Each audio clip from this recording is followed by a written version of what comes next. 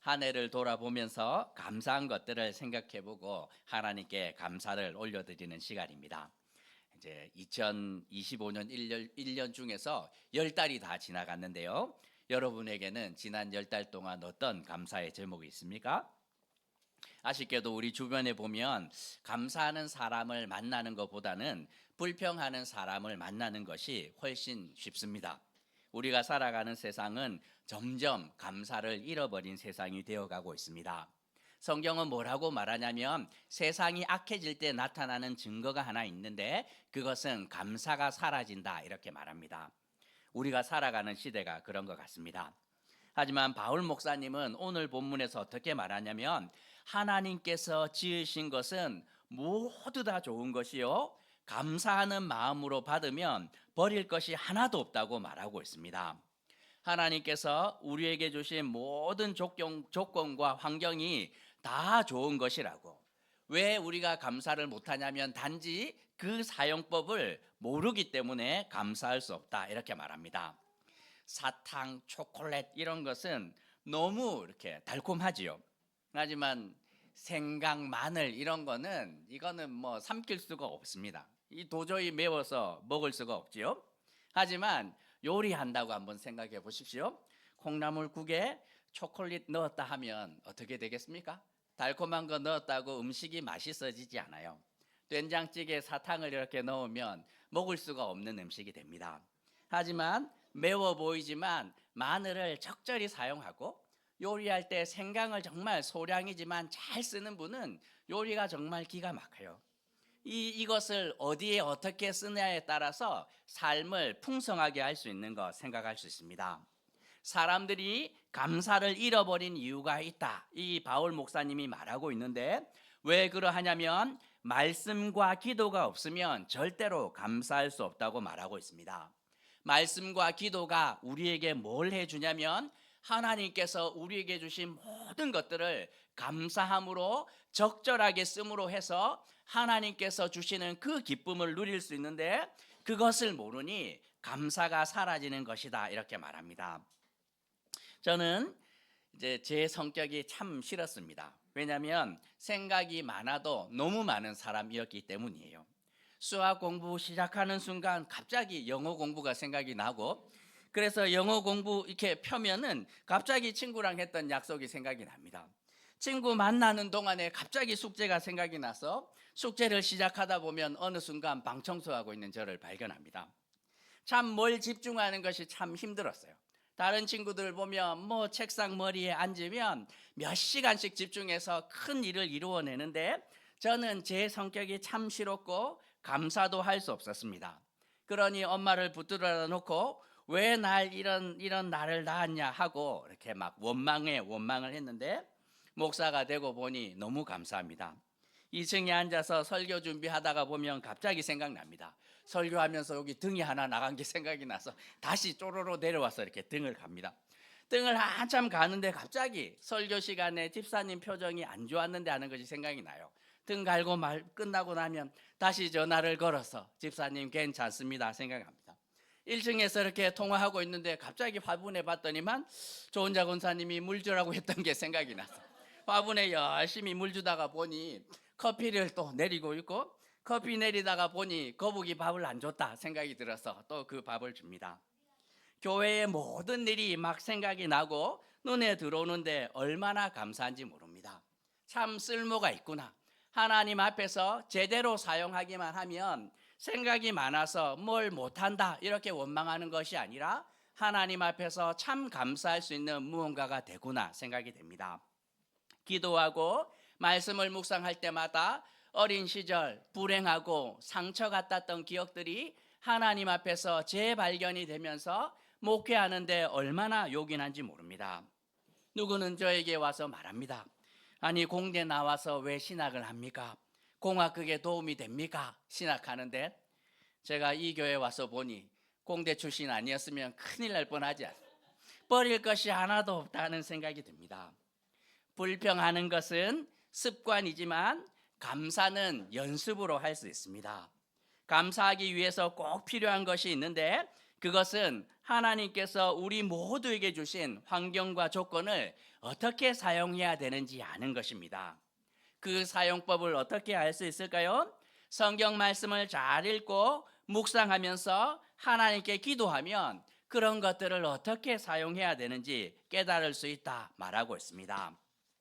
여러분의 불평과 불만이 무엇입니까?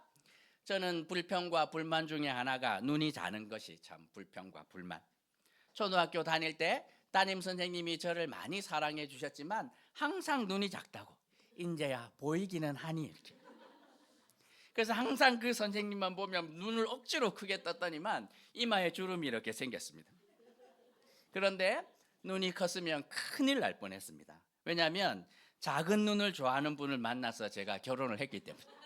그분은 눈 큰 거 싫다고 이렇게 해서 컸으면 큰일 날 뻔했죠. 그래서 우리는 주변을 돌아보면서 부러워하는 일에 시간을 낭비하면 안 됩니다.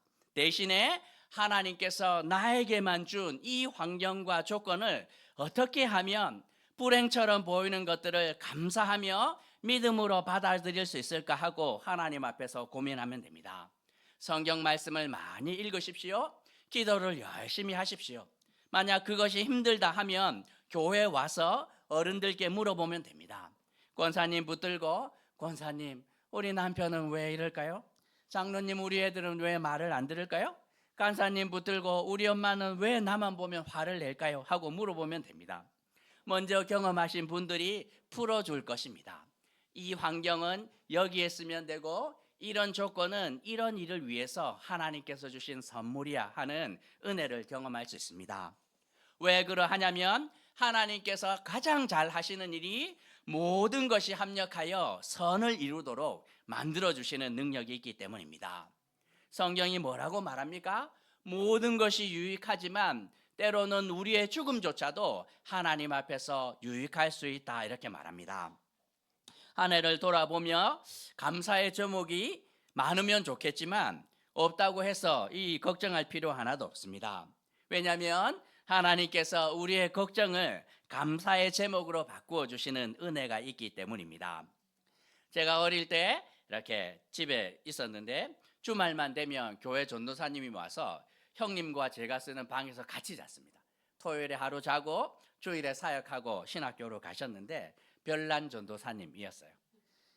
그분이 주말에 오면 저희 방에 유리창 2개가 있는데 오른쪽 거는 제 거, 왼쪽 거는 저희 형님 거.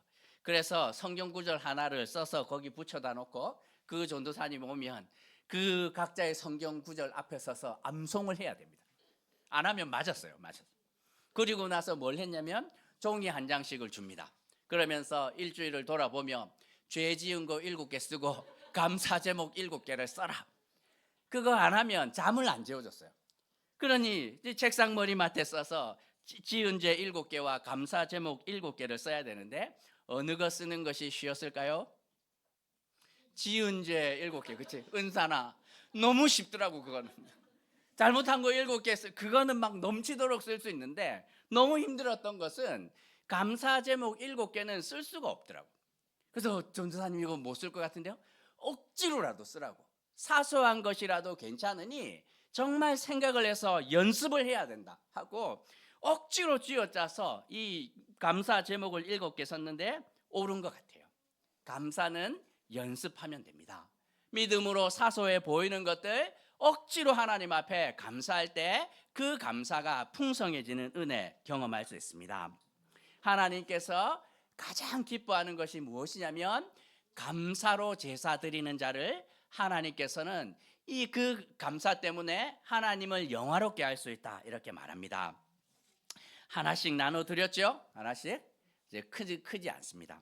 저기 걸려 있었던 기도 제목들 제가 어제 다 수고해서 제가 제 책상에 보관하고 있습니다. 계속 이렇게 있는데 그것을 제가 수시로 이제 올 때마다 훑어보기도 하고 어제 다시 한번 이렇게 봤는데 응답된 기도 제목들이 꽤 많고 아직 여전히 응답되지 않은 기도 제목들이 훨씬 더 많습니다. 그것을 보면서 깨달았던 것은 하나님께서 우리 모두의 삶에서 여전히 살아서 역사하고 계시구나 하는 것을 느낄 수 있었습니다. 감사 제목 억지로라도 우리가 한번 써 보십시다. 제가 미리 좀 써봤는데 이렇게 막 쥐어짜듯이 써봤는데, 우리 반주했던 은성 형제 결혼해서 가정을 이룬 거 참 감사했습니다. 우리 윤석 집사님 가정 어쨌거나 미국으로 떠나신 거 감사하고, 수민 자매 그렇게 이렇게 유학 가고 싶어 했는데 이렇게 유학 간 거 감사했는데 10명이 우리 교회를 떠났습니다. 그런데 돌아보니 하나님 앞에서 감사해야 되는 제목이더라고요.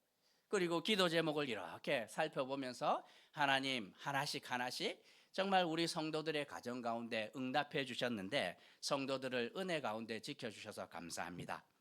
저희 자녀들을 돌아보면서 감사하고, 찾아보니 마치 보물찾기 하는 것처럼 군데군데 숨겨두신 하나님의 감사의 제목들이 얼마나 많은지 보면서 놀랐습니다. 이 시간 이제 저는 끝났기 때문에 여러분들의 시간입니다. 자, 이렇게 시트 들어서 한번 써봅시다. 그렇죠? 이 시간 쓰는 시간 가졌으면 좋겠는데, 감사 제목이 없다면 기도 제목을 쓰시면 됩니다. 그렇죠?